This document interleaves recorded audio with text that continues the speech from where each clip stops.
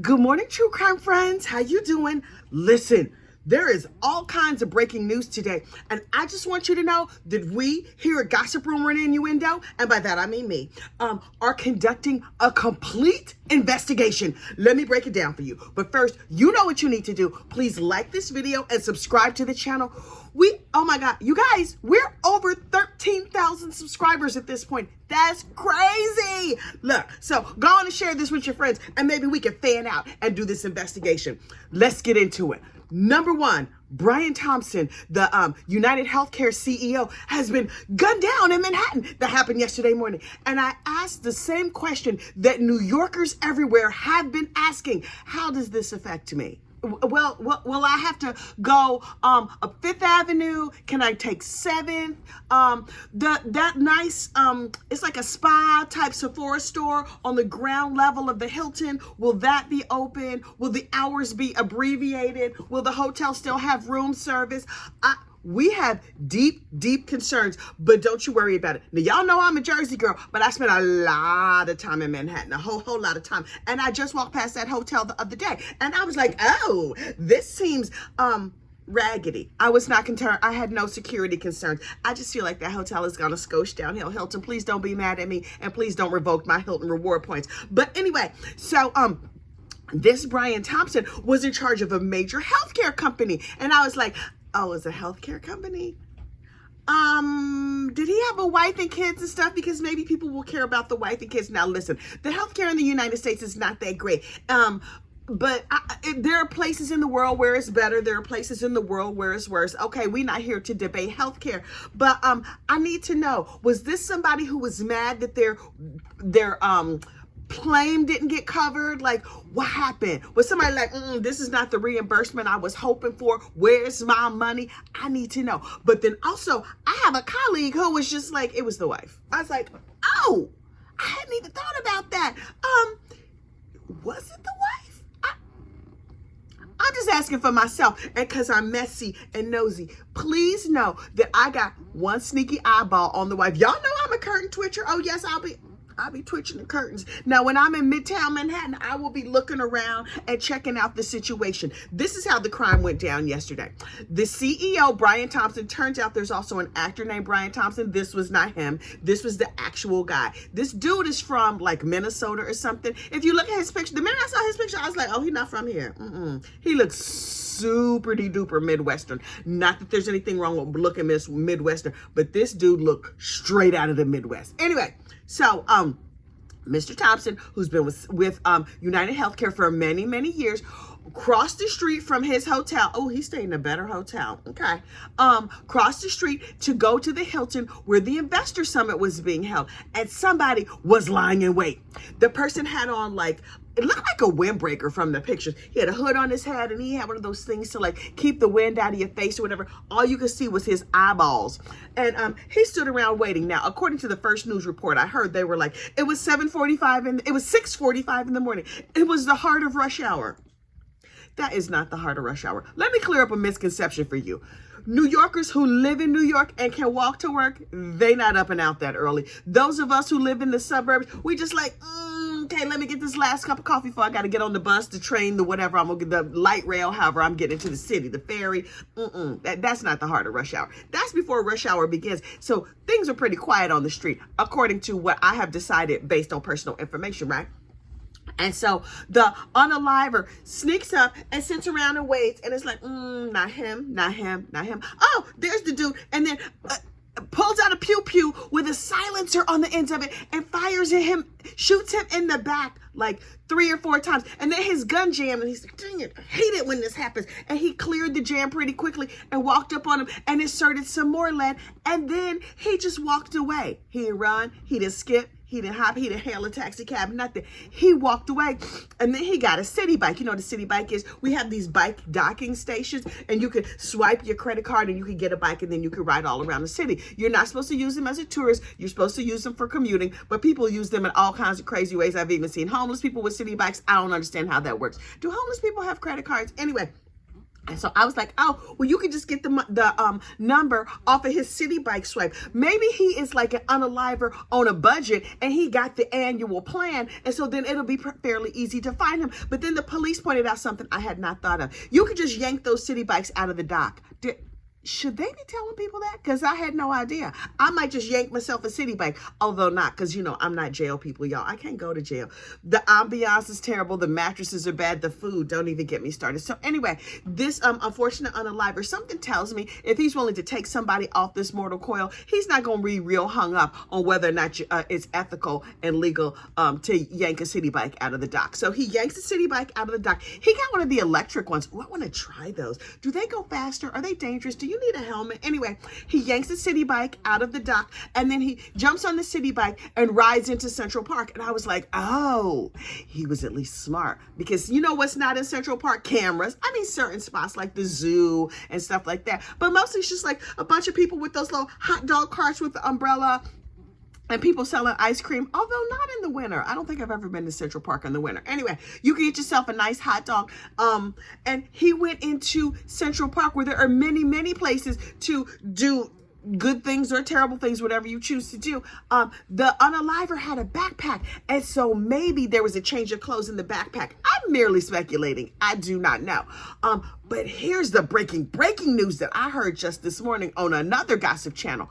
3 unspent shell casings were found on the ground near the incident, and there were words written on them. They wrote, deny, defend, depose. Y'all. I was like, okay.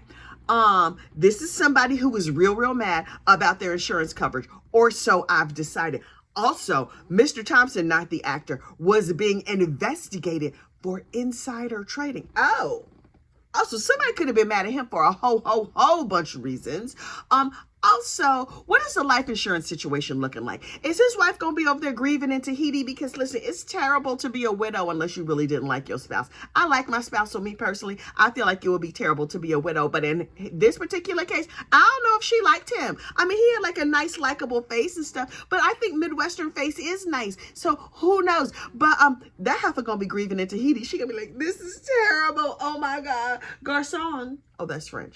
Whatever they say in Tahiti, can you get me another cocktail? Extra umbrellas, please. Thank you so much. These pina coladas are delicious. What do they drink in Tahiti? Anyway, she gonna be able to grieve in comfort. Now, might her heart ever heal from the unfortunate unaliving of her husband and the fact that it's splashed all over the news and everybody's talking about it, and random gossips from New Jersey are talking about reckless, just talking reckless here on the tubes of you about her husband? She might never recover, but ma'am, focus. In the words of the great philosopher, Real Talk Bougie, it's about you. It's not for you. She should not be watching my channel anyway. So anyway, we continue to investigate this situation, but then there's another clue. The unaliver went to Starbucks. I need to know, did he go before or after the unaliving? And here's where they can finally break the case. What name did he have put on his Starbucks cup? Because listen, this guy, in my opinion, is probably not a professional, because number one, he went to Starbucks. You're not supposed to go to Starbucks. He was caught on camera. Did he use his real swipey card? Although now I'm thinking maybe no, but the Starbucks angle, if he was just like, yes, my name is Sam Jones. I am a disgruntled healthcare person. Somebody denied my claim and I'm about to, okay, you don't need to know my whole story. Sam, just put S-A, no, you spelled Sam wrong. Oh, you corrected it? Okay, thanks so much. Did you use oat milk? Because I really asked for the oat milk. Like, y'all could crack the case wide open by doing a complete Starbucks investigation. I'm telling you right now, I might have got to the bottom of this. I feel in my spirit that I may have police. If you're watching this, somebody clip this part and just send it to the police. Ask the Starbucks people, because I think the Starbucks, I mean, although they probably not paying that much of attention to you. And half the people in Starbucks in the winter look like they could be unfortunate unalivers with all like the wrapped up and the everything else. Here's another case that we are investigating, and pay attention. Remember that Jamie Komoroski we talked about yesterday? The phone calls from prison. Shout out to Shay. Shay is the GOAT, the greatest of all time, y'all. Shay be getting these phone calls. From the bottom of my heart, I believe that Shay from Phone Calls from Prison had Jamie Komoroski's cell bugged, because Jamie got sentenced yesterday and Jamie got sentenced 2 days ago, and Shay had her phone calls, the first phone call she made after she was sentencing, yesterday. Shay girls, was you sitting down in the cell? How did you get that call that fast? Shay knows people. Shay has powers that we have not even begun to contemplate. I'm telling you right now, Shay be doing things. Might Shay be running the world? Does she control the weather? Girl, if you control the weather, could we get a little bit more heat up here in Jersey? Because it's cold. Anyway, hang on. You know I done talk my throat dry like I want to do. So, I'm going to post a link to young Jamie's phone calls from prison, from the YouTube channel, Phone Calls from Prison. But apparently she was like, listen, I want everybody to calm down. I have found my prison friends. I know people over here, because of course she does. And before, the first time she went to prison, she was freaking out and she was going crazy. She's like, no, I'm going to be here.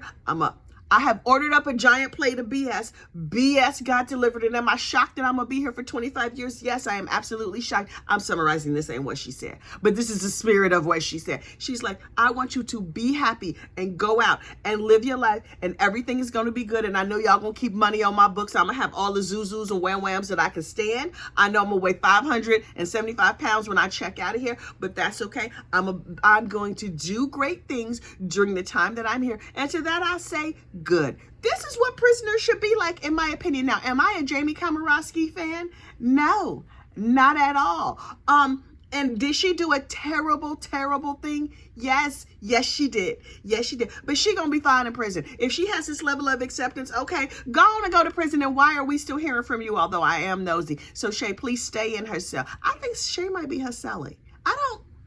I'm not sure how all that works, but the Phone Calls from Prison is over there working some kind of kooky magic situation, and they got this girl's phone calls. So I'm going to post a link so y'all can listen, because, But, kudos to Jamie Komoroski for trying to get her life together, even though she remains now and forever an unfortunate unaliver who has earned her punishment very, very much. Look, I got to make an airport run this morning. I got a lot going on. I'm a busy, busy lady. So look, let me go on and handle my business. You go on and handle your business. But New Yorkers, New Jersey, Connecticut, tri-state area, keep an eye peeled. You know what I mean? If you need to twitch your curtain up from the 60th floor of your building, just keep an eye out.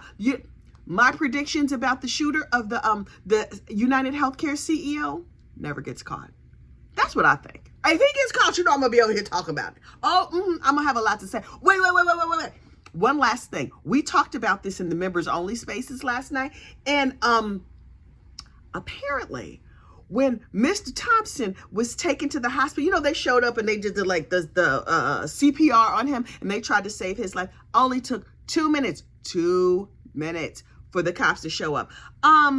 Massachusetts, do you notice it wasn't 20 minutes? You know how with Brian Camper took y'all 20 minutes to show up?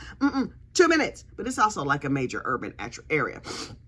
They showed up, they did the CPR, they got the ambulance there, they rushed him off to the hospital, St. Luke's Roosevelt Hospital. I think now they just call it Roosevelt Hospital. But when I had my first baby there, it was St. Luke's Roosevelt Hospital. It was a good hospital. I enjoyed my stay there, except for that C-section hurt a lot. Anyway, they took him to St. Luke's Roosevelt, where he was ushered off to the Endless Heaven buffet. Hey, Brian, I'll see you in the key lime section when I get there. Anyway, it was speculated in my comments last night that maybe he slipped the surly bonds of this earth because St. Luke's Roosevelt Hospital does not accept United Healthcare. Okay. Do they audit your wallet when you come in through the ER? I think not. My husband one time had an accident and he had to go to the hospital, and we got bills from all these doctors that were not covered under our insurance, and they were like, "Don't be silly, ma'am. If it's an emergency, we'll just cover whoever, because the doctor's not gonna walk up and be like, oh, we don't take Cigna or whatever, Aetna." We can't help you. They just treat you and they worry about the bill on the backside. So hopefully that was the case. St. Luke's Roosevelt, I'm looking at you real hard, even though your name might just be Roosevelt Hospital. Now, I don't care if you change your name. I'm still looking at you real hard. Did y'all try hard to save this man? Also, it's not y'all fault if he slipped the surly bonds of this earth, because you know whose fault it is? That dude who applied the lead to his back. Might his wife have what? Okay, never mind. I'm not even gonna go there. That dude was worth a lot of money, though. I'm not saying this was about money, but I suspect it was about money. We gonna find out. We gonna keep an eye peeled. I got my eye peeled. I'm looking, keeping an eye out. Listen, y'all have a great day. I gotta go to the airport. I'll talk to you later. Bye.